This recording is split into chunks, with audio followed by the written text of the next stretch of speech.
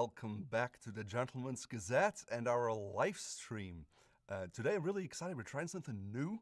We have my dear friend Herbert from Germany, who's also the creator and the nose behind the Roberto Ugolini Fragrances. Hello, Herbert. Hello, Raphael. How are you? Wonderful. Thanks for being with us. I know you have a very busy schedule, and I appreciate you joining us. We'll have Yeah, some roofers right next door, so uh, maybe we'll hear some nail guns, but yeah, there's nothing we can do about that. yeah. I know Herbert, because normally when we make videos or something else, there's the bell ringing of the door always. No, so we have the same problem. yeah, yeah. And so Herbert and I normally we converse in German, so it's kind of funny Yeah, to speak in English today, but it's so you can understand us. So Herbert, tell us a little bit more about your background. How did you get into the world of fragrances? yeah. First of all, I have to apologize for my English. It's not as good as I want to be, but I try to explain in the best way. So uh, please. Uh, Take Everything's in working out. consideration that thing. Okay. So my background in sense of fragrances is that I mainly started for as a distributor in the cosmetic branch or cosmetic products like makeup and skincare and something else. And only after several years working in this cosmetic sector, I joined the fragrance division more or less as a passion. As I want to do this, so I Okay. started with the first brand, and after them there came other brands, and we grew up with several different brands, and the fragrance takes more space. We left the cosmetic, we left the makeup, and now we are only working with fragrances. So that's a little bit the story. My real background is not in the perfume industry. I have done my studies as a commercial guy, and I worked also in the IT software environments. So that's everything. It's a little bit came out from I take passions or situations they went in this way. So that's the way why I'm here, and now it's a lot of time. It's more than nearly 30 years that I'm in the Oh wow. business. So what year did you start the cosmetics? Was it in the 90s? In 1993, Okay, nice. Because I I remember mean, this date because it's also born my daughter, so I know exactly. see, because Herbert, you and I mean, we met probably in around 2004, Yeah, 2005 something. Yeah, through the shared passion. We actually met through Style Forum, I think, yeah, with the yeah, shared yeah, passion of clothes. And yeah, you would always travel around Germany as a distributor. And so whenever yeah. you were in Hamburg, we'd go for dinner and talk clothes. And you may not be able to see this, but Herbert, how tall are you? Yeah, and now I think it's not anymore 6.6 foot, but I think 6.58 or something else Okay, maybe. so But six yeah, foot yeah, six. Yeah, so yeah, Herbert six is foot really 6. Yeah, tall. So yeah, yeah, because of that, you always needed bespoke clothing, right? That yeah. was like the thing. And Yeah, it's more a need for me than a question of luxury now. Also with the shoes now, I my shoe size is between 16 and a half and 17 now. So US size. So and 17 is not that what you really get in the normal store. So of course you will find some Nike shoes or some basketball shoes, maybe also in bigger sizes, but normal formal shoes is very difficult to find. So, and now it's better than it was 20 years ago. So, of course, I run in this bespoke world a little bit as a need to get the fitting products for my feet or for my body. yeah, so what I really liked was when you started. You made shampoo for Aldi, right? Which is well known as kind of this low cost chain They're also now in the US. But today, like if we're looking at the Roberto Ugolini fragrances, they're definitely more on what most people would consider to be more higher end pricing. So tell us a little bit more. What's the difference, between a fragrance for like $20 that you buy at Aldi, maybe a Roberto Ugolini fragrance, and maybe even a more expensive fragrance? Yeah. The main difference between is the quality of the juice of the product inside. No? So we use very rare raw material, very expensive raw materials. We use them in a higher concentration. We have more complex formulas and everything more more real natural ingredients, raw materials, less synthetic ones, and so on. And that is what makes the main price difference. It means that, of course, the packaging has his cost, but you can also do with you can do a packaging with a smaller amount if you do high numbers or something else. So it's not a question. The main difference is really the juice inside. This not means that the fragrance is good or bad. You can have a very cheap fragrance but smells good, and you can have an expensive fragrance but smells bad. That's not a question of the fragrance by itself, but it's a question of the quality of the product. So that's the product in sense of the juice inside. Yeah. Got it. Because also when you have, and I learned it from you, is when you have a higher concentration, you also need different parts. For example, the vaporizer is on an extrait de parfum with a 35% oil concentration has to be different than one with a 10% oil concentration. But that really is more a small detail. That's not what drives the price. Is that correct? Yeah. If you want, you can make a comparison to the clothing, and you can go to the tailor and ask for a bespoke suit made by a synthetic plastic fiber, or you ask for a cashmere suit or something else, or vicuña. No? So you understood that the tailor says, my work as a handcraft tailor costs X, maybe $1,000, $2,000, whatever.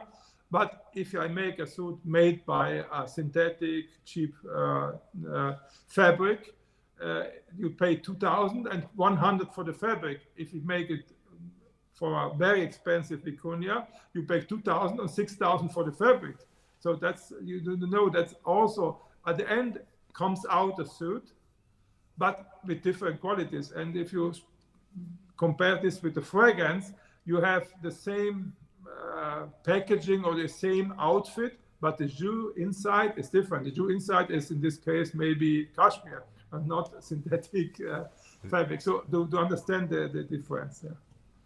But even if we stay with the same analogy, let's say like a wool suit, right? There's inexpensive wool and there's expensive wool. Yeah. And I learned that from you, but in the fragrance industry, the raw essences are measured in a kilogram, which 1 kilogram is 2.2 pounds, and that's how you buy them. And for example, if you take orange oil, right? I think Brazil is the largest producer of orange oil in the world. Yeah. But even the price difference between different orange oils can be significant, right? Yeah, it's the same like in if you compare the food, you can get some eggs from a very farmer who is doing biological growing up, or you can get some large production eggs, or same thing you can have with everything. No? So if you have the better raw material, more expensive. And the end of the story, eggs are eggs. So if you want orange oil is orange oil, but you can have eggs in this way, and you can have it in other ways, and you can have orange oil in this quality and another quality. And speaking about quality, what they mean mainly in question of quality. In question of quality, in fragrances and raw materials, is the question how less other products are inside, or other this comparison from the original products. It means synthetic. Take me the orange oil. How it called? How they spray the orange? How they are grown? What The they use? And so pesticides. Yeah. Or that's the organic. everything.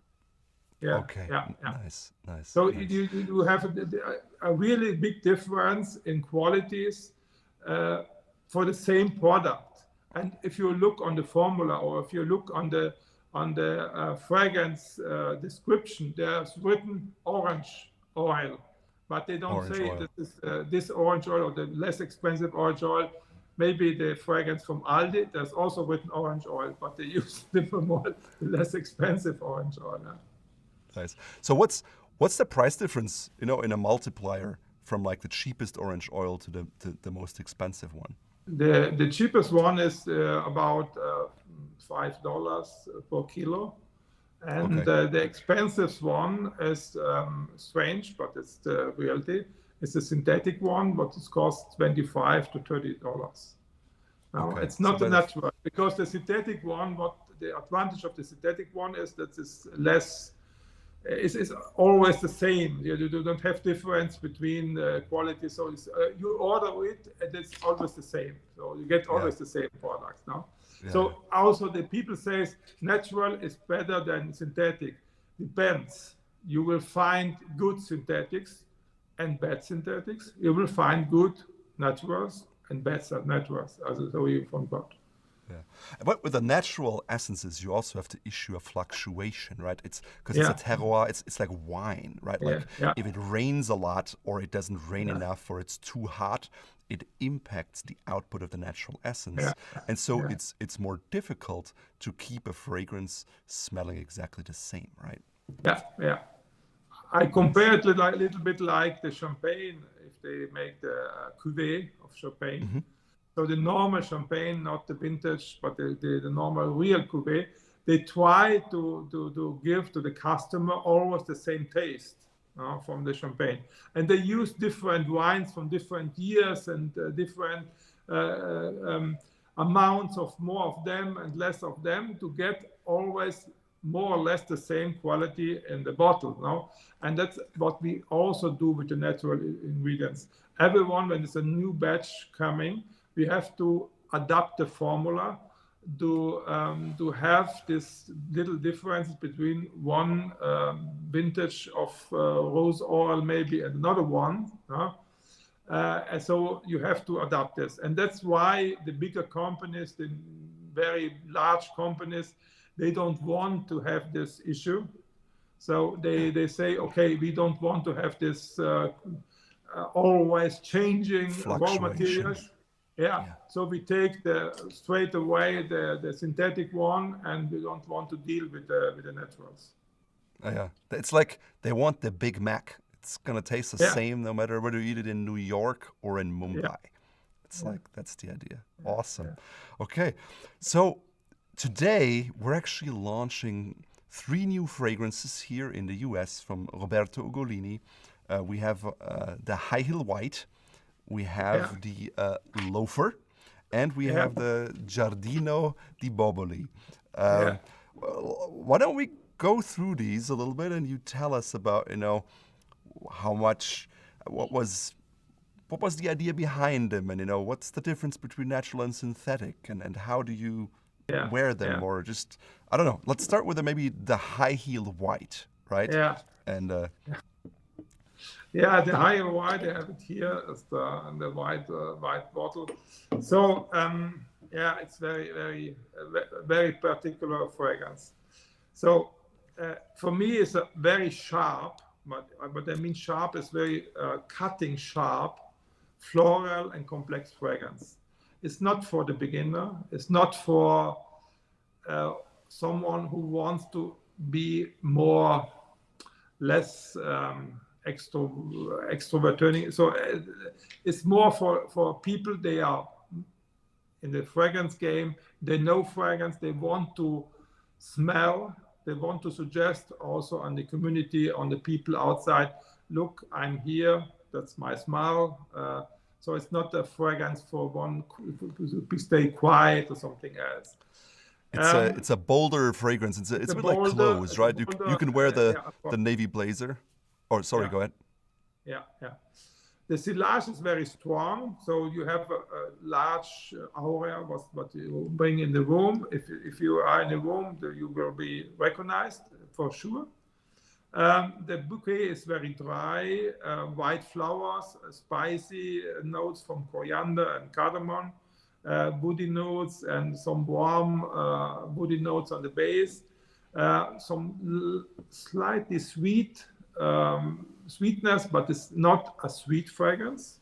It's more this sharp, floral, powdery complex, a little bit soapy also, like a very good soap fragrance. For me, it's a masterpiece, but it's not easy. It's not recommended for a fragrance beginner.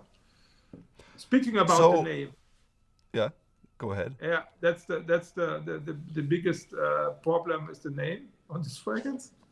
Yeah. So if I go back and I make a reset and I restart the project from the scratch, I think I never give the name twice like I give it in the first edition.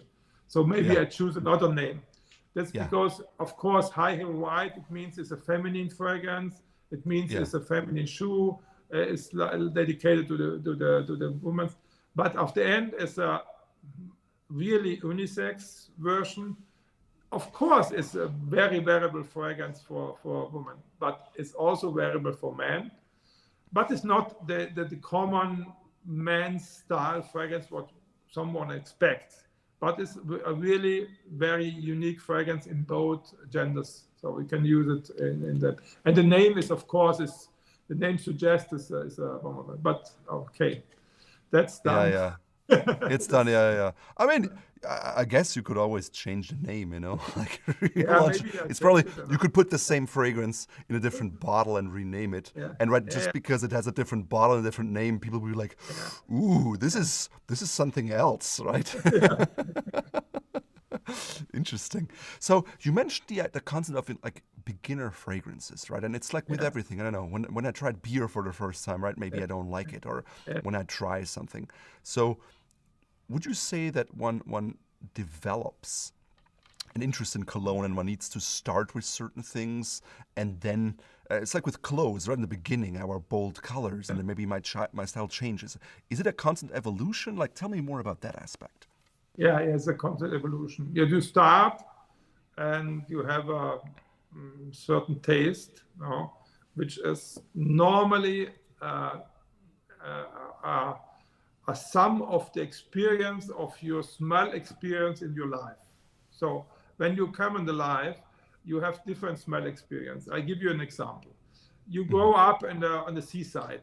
No, you have the seaside, you have the sea, you have the wind of the sea, you have the smell of the sea notes. You have this salty and something else. You remember the smell, and maybe you grow up in this environment very well. You are happy, you have a happy family, and everything went well, and you memorize in your brain, in your fragrance register, sea smell, salty sea smell is good because it remembers me a good life in my childhood. Okay, so the same guy or same person maybe has in his childhood an accident. He goes to swim and he has accident. He several problems. He starting to die or to fall out of the boat without able to swimming or something else. A bad experience about sea. No? Of course, he or her never wants to go to sea because they remembers always this bad experience. And also the fragrance recalls this bad experience. And they say, okay, no. Next example is, in the older days, the man and the woman, they prefer certain type of fragrances. So many men prefer lavender fragrances, and many women prefer some floral, lily of the valley or something else fragrances. Maybe you have grandparents or something else, you know that your grandparents always wear a lavender fragrance. If you have a good relationship with grandpa, you like lavender. But if you have a bad relationship with your grandpa, you hate lavender, because always you say, okay, that's the smell of my grandpa, and I don't want to remember my grandpa. So everyone has his own fragrance library, and this library is filled every day and every year. So when you are young, you have different smell preferences. Later on, you have other ones. So it's not that it's my fragrance or that what I like. Sometimes the people goes from very freshy to oriental. Then they say, okay, no, I want more woody ones, and they prefer. So it's changing. It changes, yeah. It's Yeah. like a scent trigger, right? There's that Yeah. that event in your life, and that triggers it, and you Yeah. go through life, and you do that. Now, we quickly talked a bit about the percentage and the concentration. Yeah. Why would someone care if one cologne has 5% or the other 20 or 35? What's the difference? What effect does it have on me using this cologne? The concentration.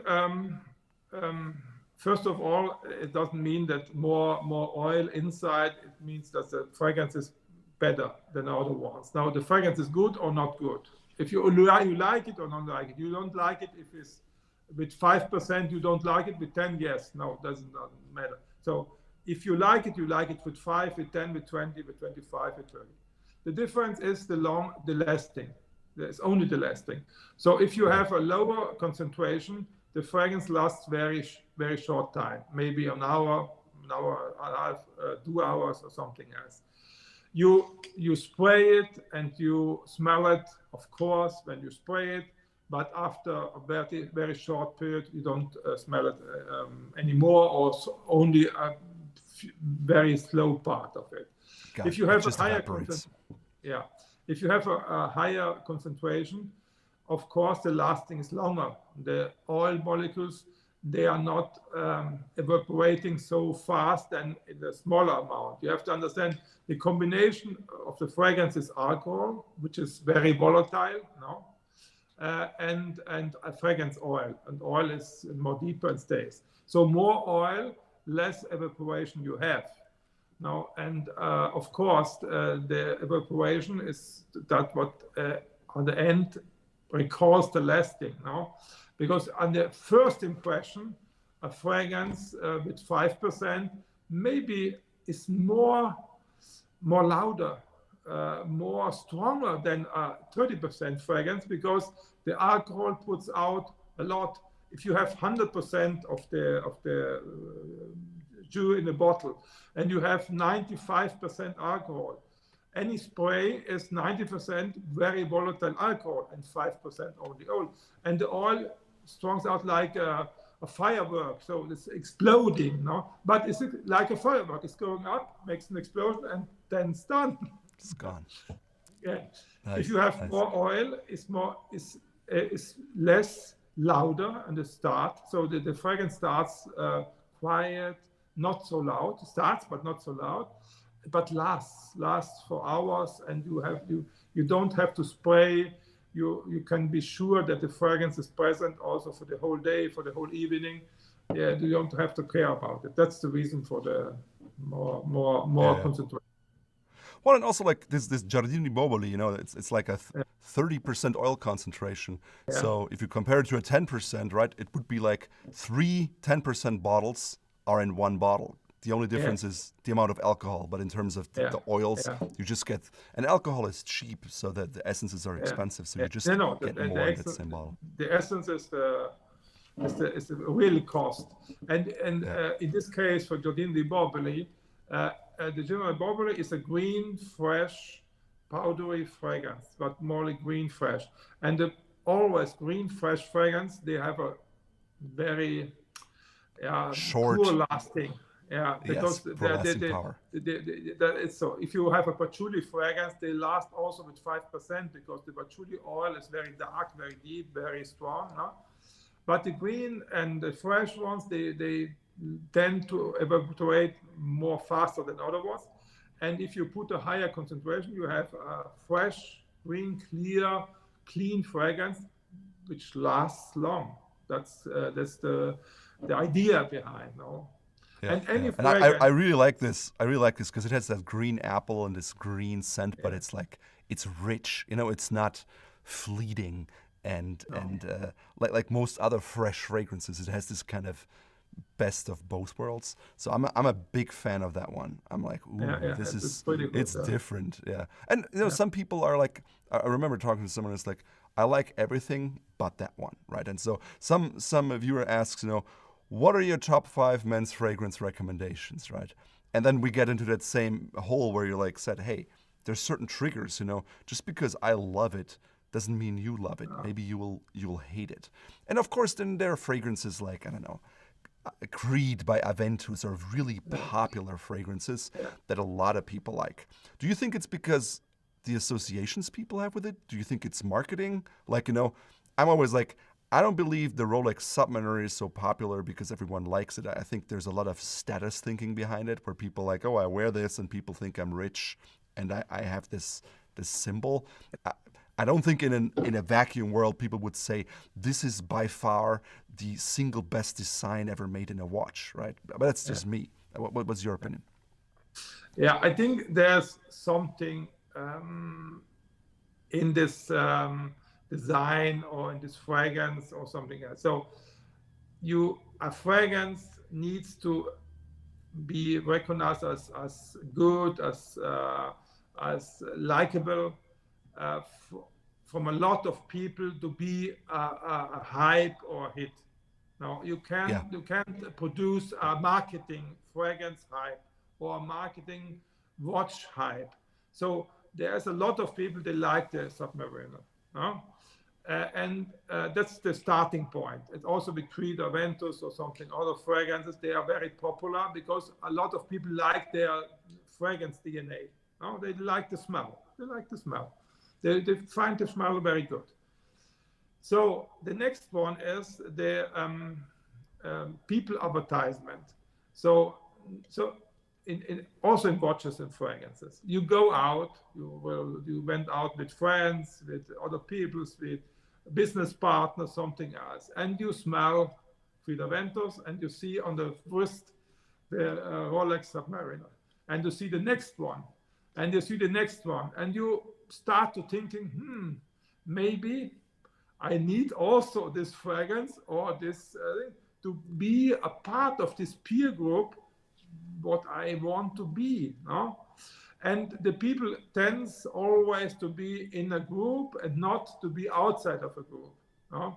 It's the same story with clothing. So they always say the suit guys and they are old-fashioned, they are out of order. Now we have different clothing approaches. If you look at the designers of Louis Vuitton, they go with completely strange clothing styles compared to the classical menswear style. But at the end of the story is also like a dress code. It's a different dress code, but it's a dress code. It's exactly norm. So the people they say, oh, I'm individual. I don't wear a tie and a suit. But they wear a sneaker and they wear some broken pants and a sweater and they think they are individuals. No, there are millions of the same people wearing the same stuff. Nowadays, you are more outside with a classical suit than with a yes. streetwear garment. So so the people always tend they want to be individuals, but they want also to be recognized by a peer group. And the same stories with fragrances, with watches, with cars, and what else? No? Yeah. We got a question. Someone asks, is, you know, there a drive to be more sustainable or green in the fragrance world right now? There's what? Excuse me. A drive, you know, like we see a lot of industries, you know, you buy something and they're like, oh, this is eco-friendly, you know, this is Okay. green, this is Okay. sustainable. Is Yeah. there something like this in the fragrance world that you can see? Is that a big thing? Is that the next big thing you think? Or do you think it's not Yeah. feasible? I don't know if it is a big thing, but it is. many brands are working on the packaging, so they want to have a sustainable packaging, of course, and to make like the outer box or something else and so. On the fragrance product itself is a little bit a problem between the expectation of the customer and the government and the regulations. So the customers expect more green or more eco-friendly products, and the government and the regulation, they tend to have less green products because they want to skip a lot of natural raw materials. They want to skip different things because they want to regulate everything, and that's the problem. No? Also, so you have two sides. They are difficult to combine. No? The industry is willing to do more eco-friendly, but they can do it only in this range of the governmental regulation. No? So they say, okay, no, that's no, you don't have to put, like bergamot. You take bergamot, a very famous essence, very historical essence. The best qualities are coming from Calabria, Italy. It's a citrus fruit. It's the peel of the citrus fruit. It's very green. It's very hard food. You can eat it, but it's not so good to eat, but it has a perfect smell. So they reduce the natural amount of bergamot oil that you can put in the fragrance drastically. So you can put only a very small amount of, because they say there's too much allergens inside. But on the other side, I see. Okay. Yeah. Of the other side, you use a synthetic product, what maybe comes from oil or some other products, because many of the fragrances are based on an oil base, no? So petroleum base, so I think the customer wants to have the natural ingredients, but the regulation says no, that's maybe a problem with allergens, so you have to put this down and so on. Strange ideas, because take the bergamot. In the Earl Grey, you can put more bergamot oil than in the fragrance. So tell me, and that's what you drink, right? You drink it. Earl Grey tea, you die, or you not die. But you put some bergamot oil in the fragrance, you die. So interesting. So it seems like odd. Maybe it's I wonder why they have those regulations. Strange, but we don't know. Someone asks, do you have any tips for fragrances for people who live in a more tropical climate? Are there any things that you should consider in particular when you live in the tropics? Yeah. If you live in the tropics, you can choose very fruity fragrances. You can choose all the fresh ones. They work very well in tropic environment. Like the Giardino di Boboli, right, would be a really good one, perfect. I think. Giardino di Boboli is perfect. Speaking of Roberto Ugolini, you can wear Giardino di Boboli, you can wear loafer, you can wear high heel white. Speaking of these three, if you go on the others one, you can perfectly wear 17 Rosso, the Gazette Rosso, what the Italian word is, but you can wear also perfect the other ones. So you have fresh, fruity fragrance, but less oriental or woody ones. If they are strong woody ones or strong oriental, is normally not so suitable. But you have to understand that there's one region, a very particular fragrance lover region, that is Middle East. The Middle East, they are drinking, they're consuming fragrance like water. And they use very strong fragrances, and I think Dubai or something that they have very hot temperatures, but they have a different. You have not this tropical wet, heat. It's more like a dry heat. Hot. So they have more this dry thing, and of course they have a different skin. They absorb more this. The darker skin absorbs more the darker fragrances, so they are less exposing than the whiter skin. So this is also difference. So that's why. But at the end, you can wear everything what you want. Is a question of taste. Now there are no rules. The rules are, if you are happy, it's okay, and maybe you have to consider the people very close to you, your girlfriend, your wife, your strong friends, your co-workers. Okay, you have to choose that they are not upset of your fragrance. They say, okay, no, I don't want to communicate or to stay with you with this fragrance, but don't care about what the people says outside of this small bubble, because you have to wear the fragrance. You have to be confident, and you have to stay well with the fragrance, and not for other ones. No, so. Yeah. Don't you have a fragrance that you can only wear when your wife is away? Yeah. I have. What is that one? Yeah, there's a little bit stronger oud fragrances. She doesn't like oud fragrances, so.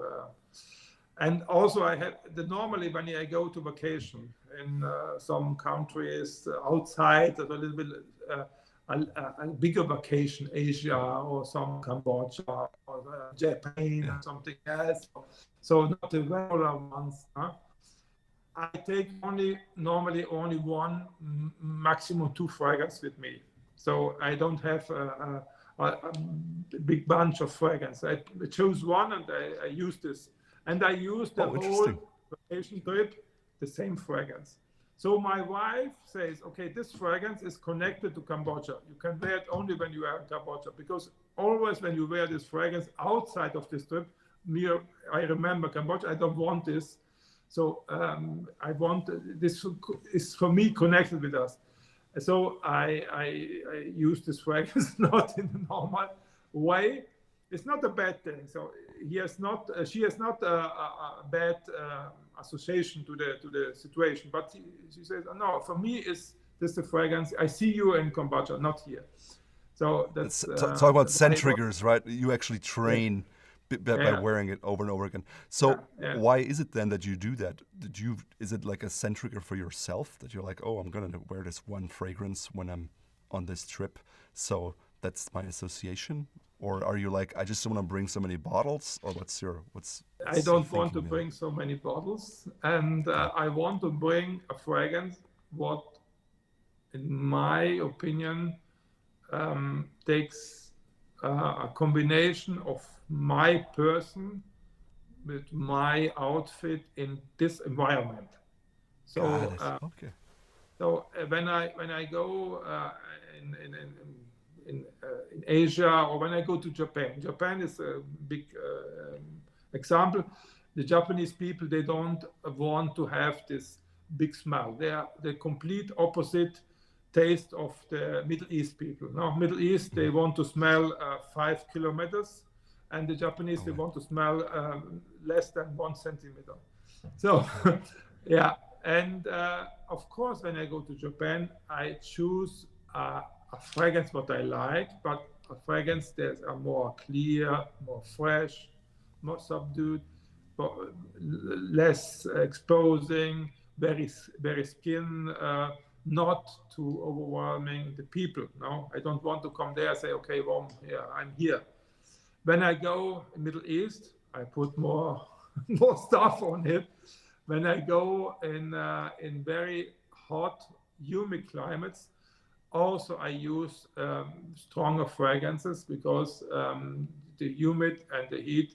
You sweat more too, and it's stronger fragrance. Yeah, you can wear stronger fragrances, and maybe if you have one of these Japanese fragrances, you say, okay, I don't smell it. I never wanted this. This is a little bit like no wearing fragrance. So I choose this in sense. I choose the fragrance always on the situation and the outfit. So I don't choose the fragrance in the mood. So I feel, oh, today more this or that. I choose always what kind of outfit I wear and what kind of environment I go. I go to dinner. I go to event, I go to in a dance floor, but it's not not really my situation. But or I go in the office, I have some meetings or not meetings. So like the outfit, if I go to the sport, to the gym, I don't wear this kind of, maybe I wear to go there, but in the gym, I don't wear this. So It's the idea of like a formal and informal fragrance, right? That what I wear when I go to the gym is not what I wear when I have a tuxedo on. Exactly. Okay. So how would you define then a formal or informal fragrance? What makes a fragrance formal or informal? I think the elegance of the fragrance makes more formal. The kind of you want to have.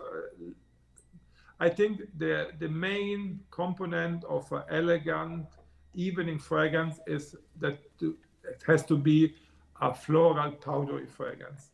It's very difficult with the Oriental fragrance to be elegant for the evening. I know maybe the Middle East people say, but it doesn't matter. But the Middle East people wear differently. When they go out, they wear always their national dress, and they have a different skin and they have a different way. But speaking about white people, the white collar people. So if you go out, you dress in a certain way, and you have to want some elegant fragrance and some powdery, powerful fragrance maybe, but not this fruity, extremely fruity one, because you look like, or you smell like a fruit cocktail, or like the cocktail what you have in a drink. And you don't want to have this strong, woody fragrance, but it's not, for me, it's not, as I say, it's always a question of taste. You can do everything if you want. Yeah. But for me, it's so for you, not suitable with a evening outfit. If you go in a black tie or a white tie, for me, the best white tie or black tie fragrance in this forestry is high heel white. I know this, the name, but the fragrance by itself is perfect for this occasion. And I don't like to wear 17 Rosso to go on our evening, because it's a very strong, but it's saffron, it's fruity, it's this rose. For me, it's a fragrance not for the elegant evening. Okay. Outside of the Roberto Ugolini range, what are other fragrances where you'd say this is a great evening fragrance? There are one, but there are different ones. But for me, there are several ones. You take from Maison Francis Cour des Jean, Grand Soir, this is a perfect evening fragrance. Yeah. As the name implies, Grand Soir, great. It's the name. It's a very perfect evening fragrance. You have different ones. We have a lot of Clive Christian has a lot of perfect evening fragrances. So the main is you have to be a floral, powdery, soapy, clean. Also, a good lavender fragrance can be an evening fragrance, but normally the lavender fragrance for me is more this business daily stuff, not the evening stuff. Now for the evening you need to have something special, something outstanding, something what the people say is wow, but wow in a good way, in an elegant way. No? It's the showstopper that doesn't hit you over the head. It's like a subtle and elegant. You don't wear the bold multicolor jacket on an evening. You wear a dark blue, black, or something suit, or smoking, or something else. But you don't wear this funny sport jacket. No, you can wear that, of course. Nowadays you can wear everything. You can do everything, but it's not the way what I see the situation. Nice. So if you're like, a high heel white, we're launching it today along with Loafer and Giardino di Boboli. They're all $50 off each bottle. Also, if you're like not sure if high heel white is for you. We have sample sets, so you can buy the sample set, or you can buy the sample set and then get a gift code for any bottle of your choosing. That is also $50 off. And you don't need a coupon code or anything. You can just go to our store for that. Yeah. Someone asks, what are your recommendations for beginners? Entry levels, fragrances for people who are just not into fragrances, or they're just new to fragrances and maybe want to explore. And it doesn't have to be limited to like Roberto Ugolini, but just in general, share with us what your thoughts. Yeah. For me, the starting point is always for a man to work with colognes. So the starting point is a cologne. A cologne is always a citrus-based, little bit spicy, but more citrus-based fragrance, which gives you a good smell. The people like it. Overall, everyone likes the smell. It's not only say, okay, it's a little bit strange. Everyone likes the smell. Gives you a clean, elegant, also a clean in sense of you smell good. The people want to smell you, but you are not so much overwhelming them with maybe a big bold fragrance. So the cologne is always the best way. You will find a cologne from Acqua di Parma, or you can wear an old cologne from Acqua di Genova or from 4711. They exist in the United States, 4711.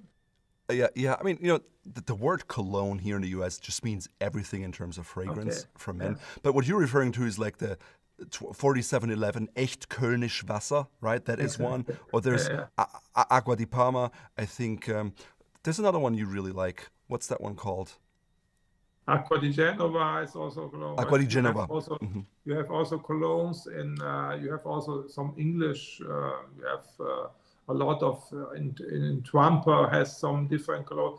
This what the English ones have always this West Lime or something else. That's this West Indian limes they call that's basically it's a citrus fragrance with some spices. No, that's the best beginner fragrance for men, and can be also a all year, all time signature scent. So if you want to have only one fragrance and you want to smell good, fresh, clean, without experiments and so, you can go for this kind of style, and you can wear it the whole life. You can wear it as a young, as a middle ager, and the old ager. You can wear it everywhere. This is a very versatile. It's the most versatile fragrance category what you can use, and that's the best beginning starting fragrance. Yeah. It's a bit like, when you say that, it reminds me of like Obama. He said, well, I don't want to think about what I wear. It's like a uniform, right? It's your uniform. You don't want to think about how you smell, but you don't want to smell bad. You just get this one, Acqua di Genova, and you just use it for the rest of your life. It's not the way I typically like to dress. For me, it's a form of expression. I like to experiment and play. And like you said, there's the mood, there's the location, and I like to vary things and not just use the same over and over again. But again, different people have different styles, and so if that's for you, if you want a signature fragrance, go with a Kölnisch Wasser, traditional cologne. Good, nice. Someone asked, I'd like to ask, what is the proper way to apply cologne? I've seen Jeremy Fragrance, and he's like, oh, here. Personally, I usually, especially with like the Roberto Ugolini fragrances with that high oil concentration, I'm like, one spray is enough for me, and I don't touch it. But tell us your take. What do you do?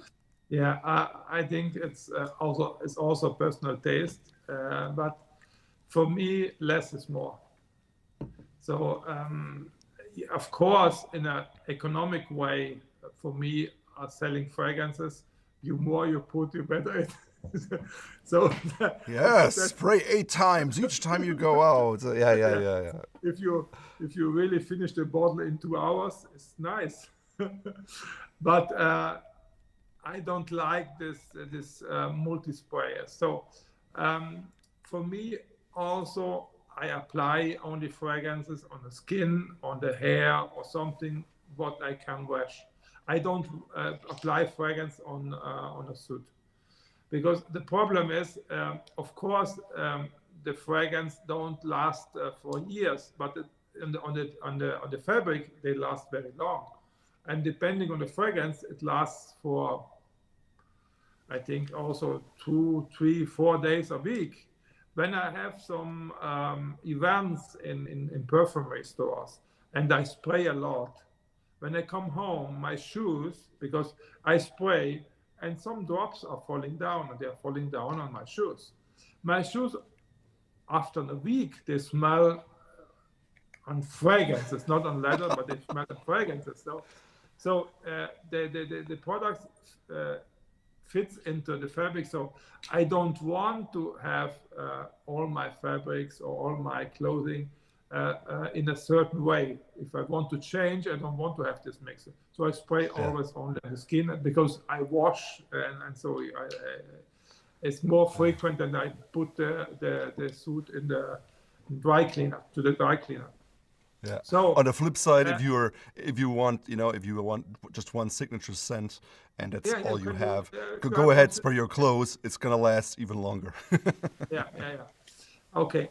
So I think to start with 1 or 2 sprays and to look, and don't consider if you smell the fragrance or not, because you smell the fragrance maybe at the beginning, but after a certain time you don't smell it anymore.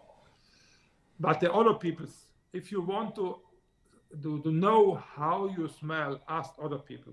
Maybe your wife, your friend, or something close. You say, okay, tell me how I smell. I smell good, too much, or something else, because you are not able to say it's enough. Normally, the people doesn't smell the fragrance anymore, and they put more. They say, okay, I have to put more because I don't smell it, and they put more. And the problem is that the other people say, okay, maybe you have too many drops on it now. So consider always what the other ones smell, not what you smell. And normally with 2 sprays, you are fine. Maybe you can do 3 or 4, depending on the fragrance. There are some fragrances with less oil concentration. You can apply a little bit more. But also the lower concentration fragrances, it's better to respray very often than to put in one step a lot. Because otherwise you have this big firework and then nothing, right? But you want it to be, if you want to last it, you just reapply rather than putting everything in one go. I suggest always to spray less and to reapply than to spray a lot and say, okay, boom. Because that's the way. But of course, you can do what you want, but my suggestion is 2, 3, some fresh fragrances you can spray also more. If you are in a summer environment, it's very hot, and maybe you sweat, and you want to have this fresh feeling, you can also spray on your body or something else. Everything is fine, but don't spray too much. But I think at the end of the story, it's not a way to wear fragrances now. Yeah. See, I remember my dad. He would spray on his neck and then rub sometimes too, right?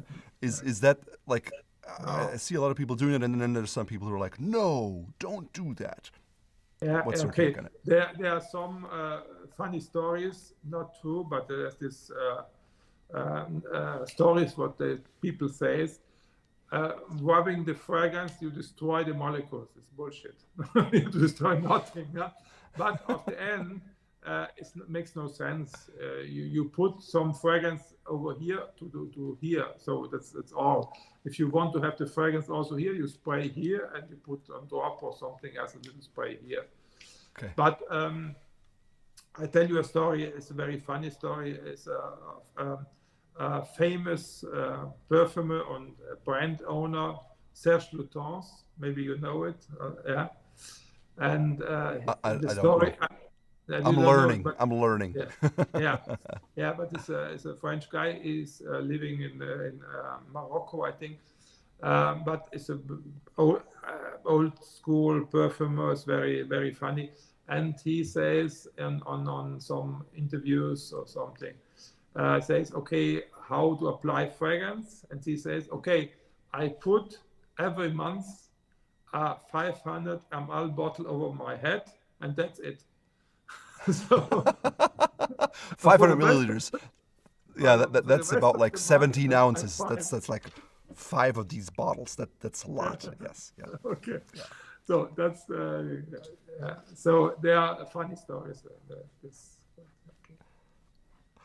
Interesting. So someone says, oh, I'm new to cologne and I don't know how to differentiate the smells. How can I learn more and identify elements and essences in colognes and fragrances better?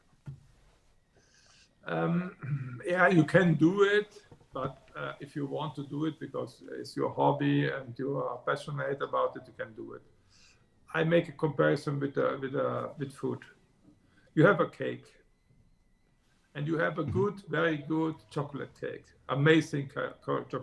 I prefer carrot cake. So for me, the best cake overall is a carrot cake. You have the best carrot cake ever. So I don't want to say how many carrots, how many nuts, how many honey, how many sugar is inside. I like and I taste this very beautiful carrot cake. And the same is with the fragrance. You smell, and if you like it, you appreciate it. And so it makes no sense to say, oh, I smell the melon, I smell the nutmeg, I smell the clove, I smell the vanilla, or something else. Because the other ones say, I don't smell the vanilla, I smell more patchouli or something else. There's no exact definition in a composition, because it's like a cake. You see the complete mixture of different ingredients. You don't see the single part, and the mixture makes the difference. If you want to know how it smells patchouli, how it smells vetiver, how it smells citrus. With citrus is easy. You go to the grocery and you buy some lemons or some orange, and you take the peel and you have the citrus or orange smell. Some mint or something else, same story. You can go some spices like oregano or something else. You can also use this one. How you want to smell an apple? You cut an apple, you smell an apple, and so on. And some more exotic ones. I don't know if in United States in the grocery you will find patchouli plants, but I don't think so. So you can buy some raw materials. There are several sellers. They sell small oils of patchouli, vetiver, or something else. Maybe it's not the best quality, but to understood, you can use it. There are also some offers of this tasting kits. They use these tasting kits for wine, but they have also these tasting kits for fragrances, where are small bottles with some raw materials to understood. But if you want to do it, you can do it. But at the end, the fragrance doesn't feel better or doesn't smell better or less better if you know what is inside. And if you ask 10 persons, they say, also the perfumer, when they smell the fragrance, they think in a chemical way. They don't think there's smell the patchouli. They say the combination, because most of the fragrance creation is combination of two things together.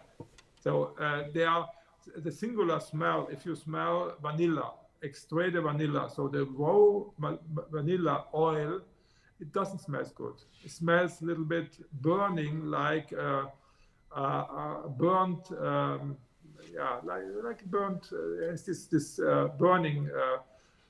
Smell like charcoal in the grill or something else. No, it's not this sweet vanilla what we think. But in the composition, in the dew, 1 or 2 drops evolves this vanilla aroma. That's the difference. So.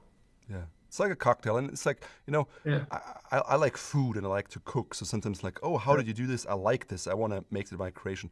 Very few people will actually make their own fragrance because it's difficult, right? I mean, Yeah. can you walk us through like one of those, like Giardini Mobili or High Heel White, like the composition start to finish, how this all works? I think most people don't realize, how long it takes and the complexity of something that goes into a fragrance like this. Yes.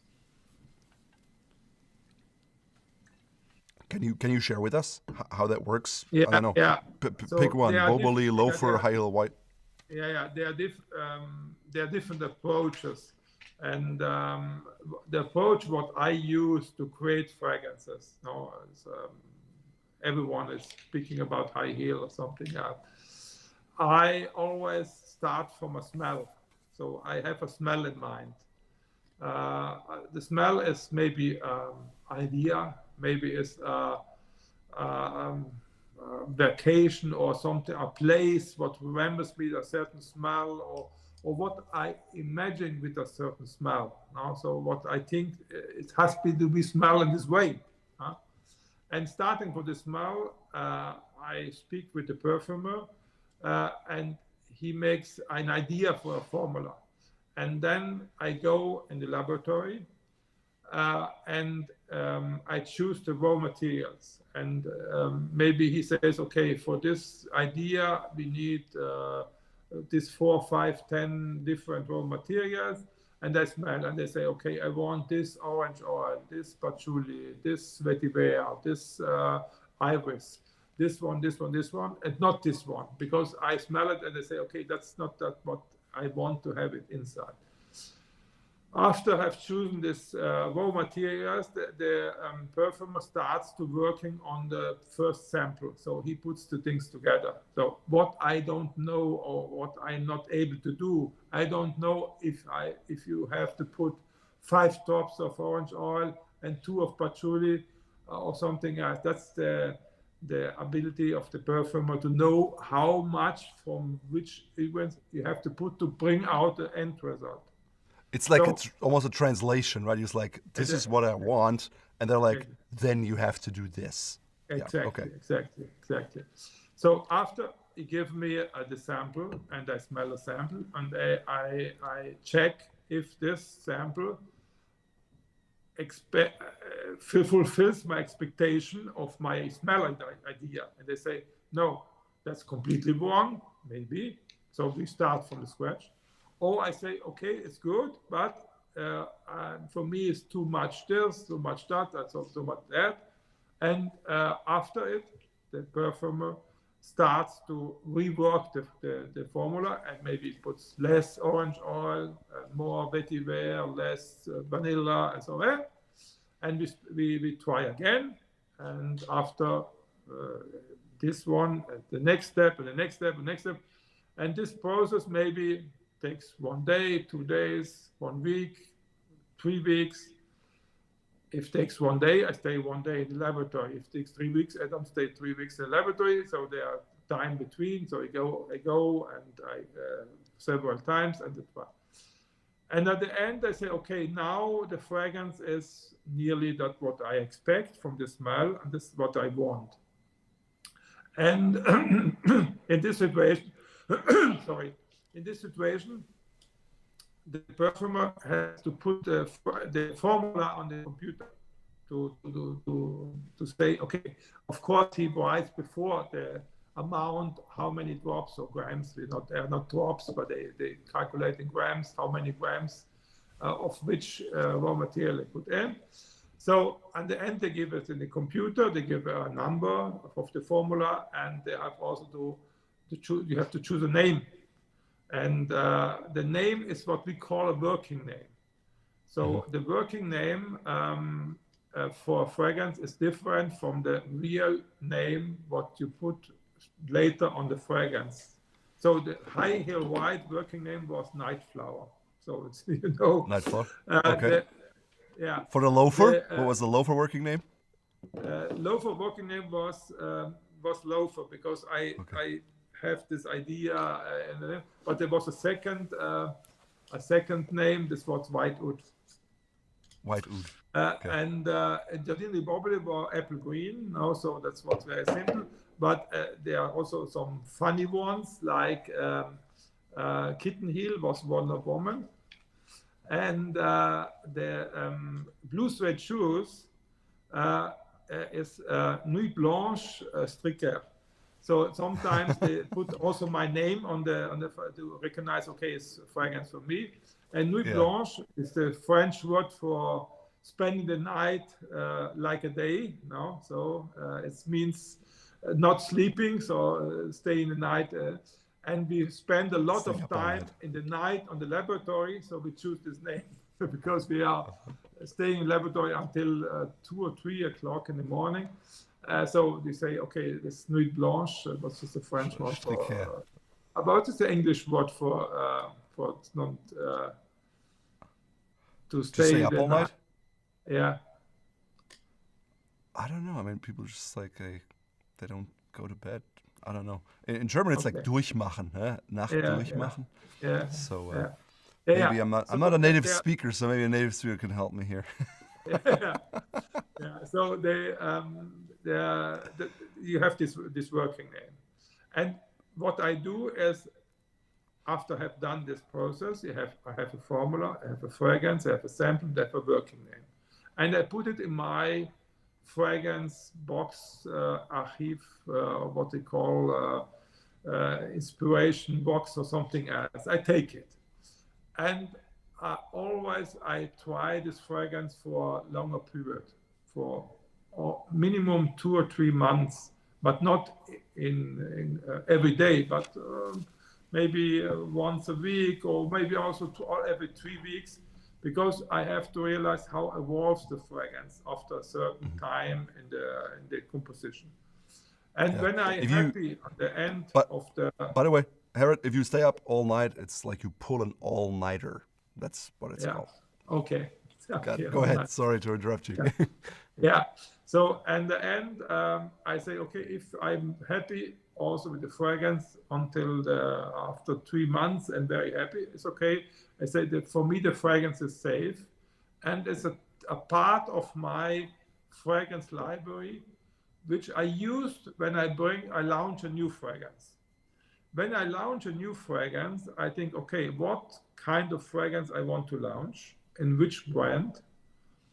And after it, I go to my library and I choose the right fragrance for this launch, and I give the name. The name depends on the fragrance brand. Of course, Roberto Ugolini has to be something to do with shoes, or with Florence, or with Italy. No, so I give them a name, but it has to be shoes, with Florence, with Italy, something else. No, I don't say to Giardino di Boboli, Englischer Garten, no, which is a garden in Munich. Or Central Park. No, so so Giardino di Boboli is a garden in Florence, and Roberto Ugolini is from Florence. So that's exactly. So there's a brand is is located in maybe in another city. I use another name. No, that's this Bond Number 9, which is a New York brand. No, they have a fragrance they call Central Park. Yeah, of course they don't call it Giardino di Boboli because they have the story, have the heritage of New York, so they use another one. So I choose this name to launch it. This is a big difference of maybe 90% of the brands. Because 90% of the brands, they choose the launch, they choose the name, and then they go to start the process of creating the fragrance. Now, I take a completely opposite side. I make a fragrance, and after I choose what kind of launch it fits with this fragrance. So I have a lot of fragrances in my portfolio. They are still sleeping, and some of them maybe come out. My oldest creation, what I have done, really oldest one, is in the second brand what I have, the nose behind, and there's Avenue Montagne.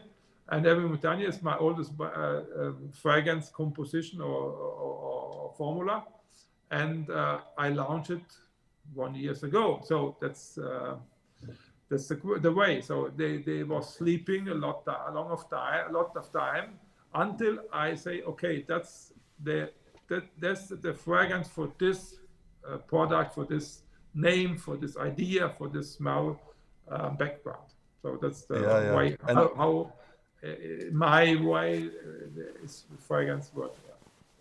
Yeah, the nose behind is your other line, and it's not available in the US yet. So we're working on getting it here. So stay tuned for next year. That being said, the other thing that we haven't talked about yet is, you mentioned other brands, they start with a name, and I would guess they also start with a goal price in mind. What's your take on price? I never start with a goal price, never. So I always start with a smell idea.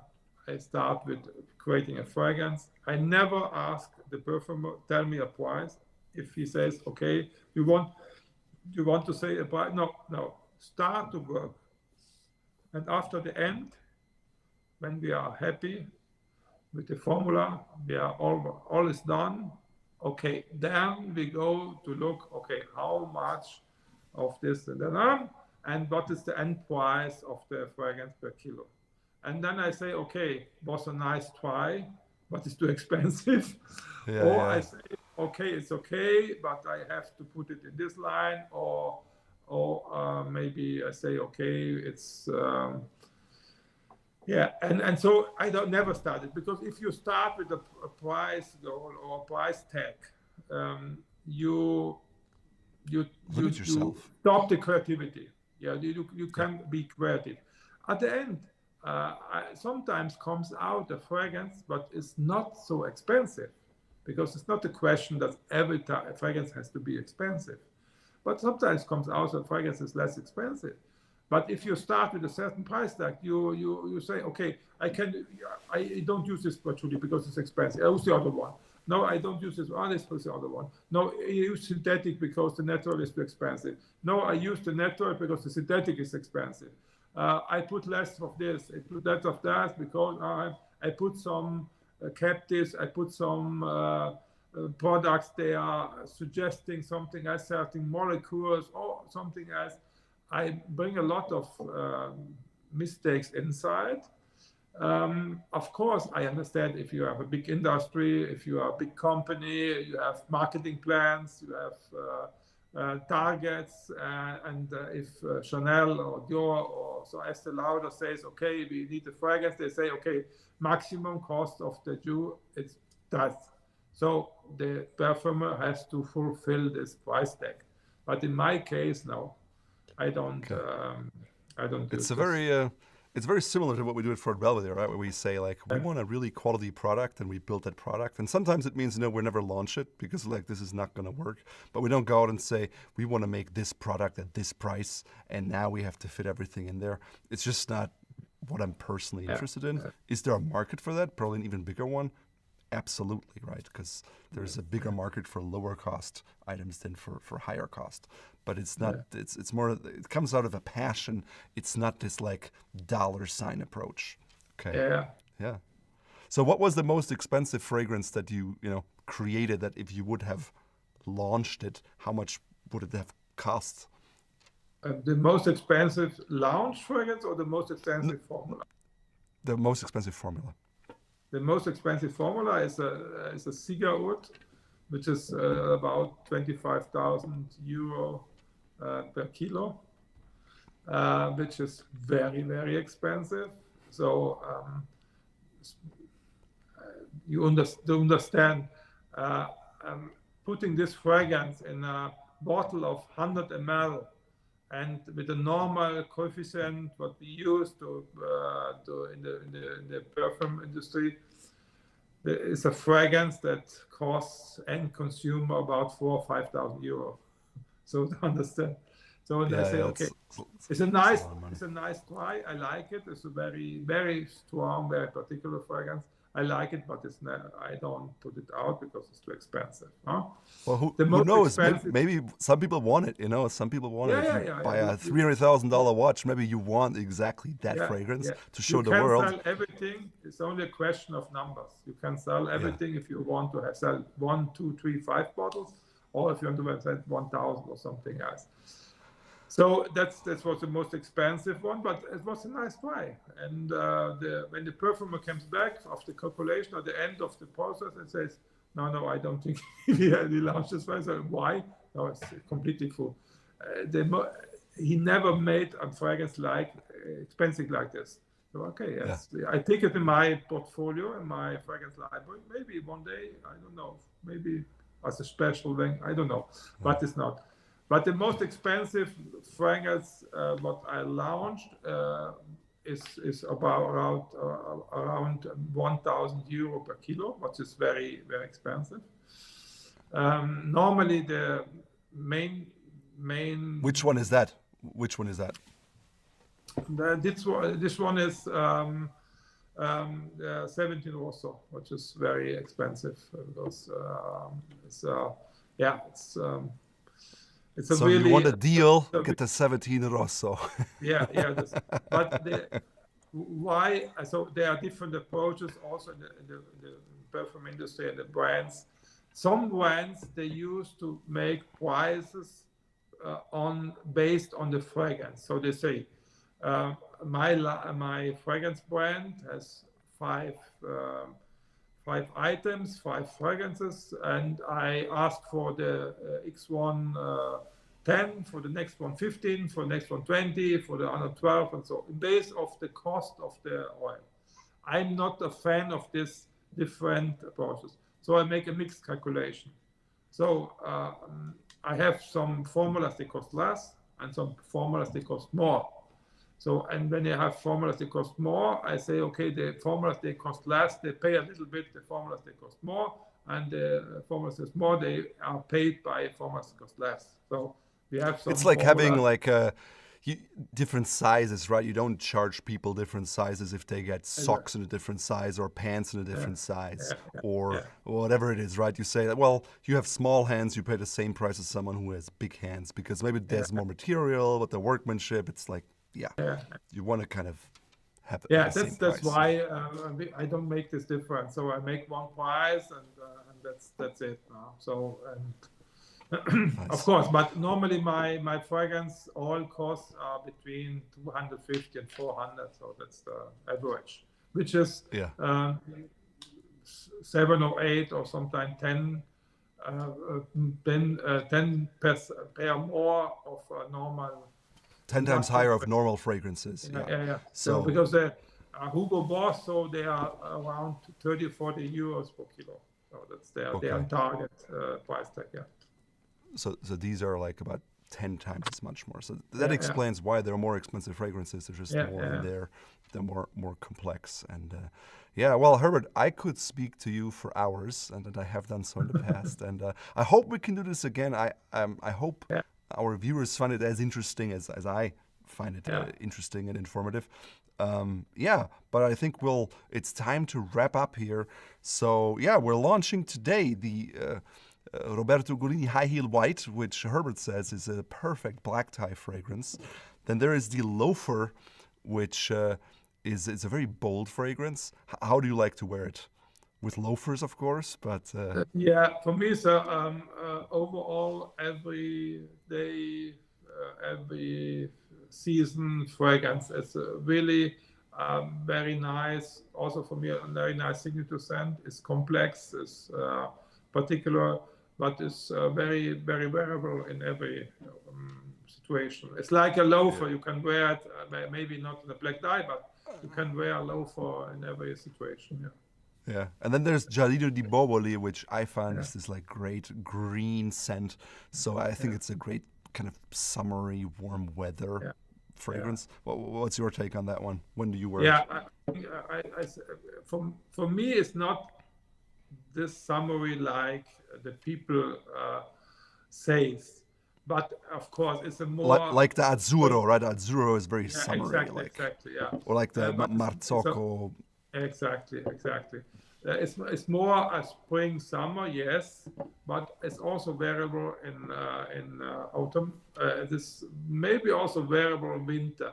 You have to try it because it's a fragrance with this powerful, strong character.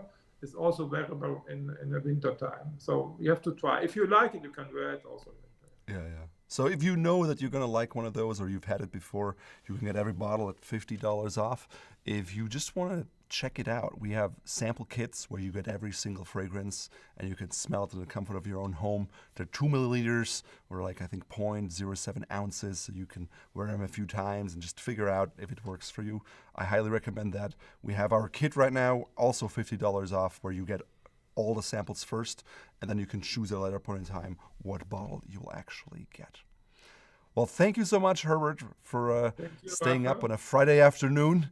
I really appreciate your time, and it's always fun talking to you. Yeah. Thank you. Yeah, thank you very much. It's a pleasure to be here. Bye-bye. Bye-bye.